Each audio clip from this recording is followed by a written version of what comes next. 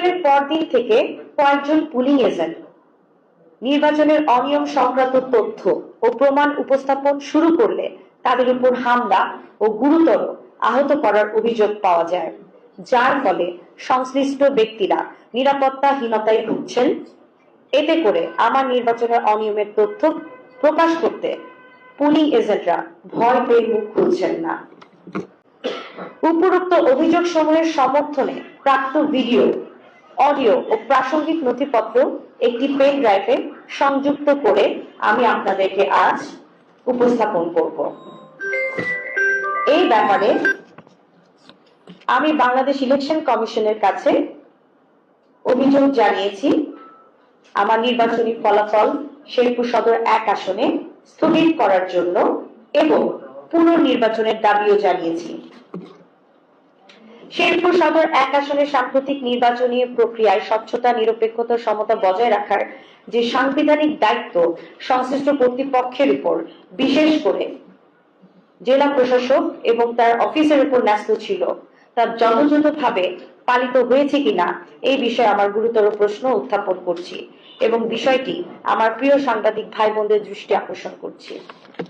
জেলা returning officer জনাব তরফদার মাহমুদুর রহমান জামাত প্রার্থী হাফেজ রাশিদুল ইসলামের সাথে পরামর্শক্রমে প্রিজাইডিং অফিসার, সহকারী প্রিজাইডিং অফিসার ও পুলিং অফিসারদের নামের তালিকা প্রস্তুত করেন। উদাহরণস্বরূপ, জামাত সমর্থিত ব্যক্তি মোহাম্মদ মুশিউর রহমান, যিনি একজন জামাতের সক্রিয় নেতা, তিনি জঙ্গল স্কুলের কেন্দ্রের সহকারী প্রিজাইডিং অফিসারের দায়িত্ব পান।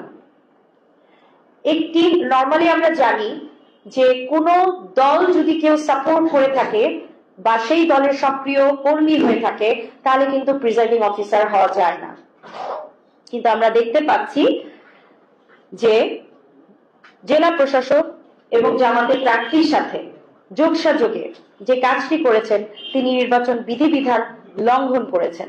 ধানি শীষের প্রার্থীর পক্ষ থেকে উত্থাপিত অভিযোগগুলো বারবার ডিসি অফিসে জানানোর পরেও জেলা প্রশাসক, উপজেলা নির্বাহী অফিসার যথাযথ প্রতিকারের ব্যবস্থা নেয়নি। উল্লেখ্য, আমাদের জেলা প্রশাসক তরফদার মাহমুদুর রহমান কুষ্টিয়া ইসলামিক বিশ্ববিদ্যালয়ের একজন জামাত শিবির সমর্থিত সক্রিয় রাজনীতি করতেন।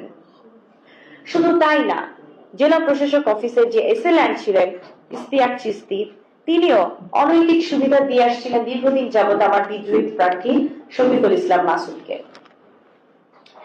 একজন স্বতন্ত্র প্রার্থী যিনি বহিষ্কৃত বিএনপির নেতা, নির্বাচনী প্রচারণার বিএনপির পরিচয় মাইকিং করে আসছিলেন দীর্ঘদিন যাবৎ এবং তার নির্বাচনী প্রচারণার গানও বিএনপির সাবেক নেতা হিসেবেই ছিল।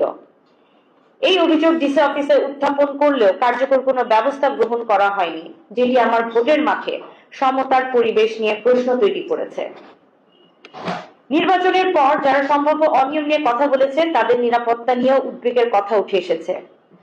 আমার যে অঞ্চলগুলোতে ভোট ব্যাংক বেশি, সেখানে কিছু কিছু কেন্দ্রে ঘন্টার পর ঘন্টা লাইনে দাঁড় করিয়ে রেখে ধীর গতিতে ভোট কাস্ট করা হয়। আপনারা ইতিমধ্যেই জানেন, শেরপুর 3 আসনে জামাতের প্রার্থী মৃত্যুবরণ করার কারণে সে আসনে নির্বাচন স্থগিত ছিল, যার কারণে শেরপুর 3 আসনের সমস্ত জামাতের নেতা কর্মীরা শেরপুর সদর 1 আসনের নির্বাচনের কিছুদিন আগ থেকে অবস্থান করছিল। মূলত তারাই নির্বাচনের দিন হট্টগোল করার চেষ্টা করে। এক পর্যায়ে তারা ধানি শীষের কর্মীদের সাথে সংঘর্ষে লিপ্ত হয়। নির্বাচন বানচাল করার জন্য যা যা পায় তারা করার তারা করে। এতে করে তারা এক পক্ষ আরেক পক্ষকে, আমার ধানি শীষের অনেক কর্মীদের, ভোটারদেরকে লাঠিসোঁটা করে এবং আমার অনেক কর্মী এবং জামাত সমর্থিত এলাকাগুলোতে ইচ্ছা মতন জাল ভোট দেওয়া হয়। আমি বেশ কয়েকবার ফোন দিই। ইউনো সাহেবকে ফোন দিলে তিনি বলেন, আমি বিষয়টি দেখছি, যে যে কেন্দ্রে সমস্যা করছে আমার ভোটারদের ভয়ভীতি দেখানো হচ্ছে। তারা কিছুক্ষণের মধ্যে হয়তো স্ট্রাইকিং ফোর্স পাঠালো, স্ট্রাইকিং ফোর্স যতক্ষণ থাকে ঠিক থাকে, স্ট্রাইকিং ফোর্স চলে গেল, তো আবার সেই খেলা শুরু হয়ে যায়। আমার ভোট অঞ্চলগুলোতে যেখানে ভোট ব্যাংক বেশি, সেখানে তারা ভয়ভীতি দেখিয়ে আমার ভোটারদেরকে আসতে দেয়নি এবং শুধুমাত্র তাদের ভোটারদেরকে রাখা হয়। আরেকটি গুরুতর কথা হচ্ছে, তারা একসাথে 3-4টি এজেন্ট ঠিক করে।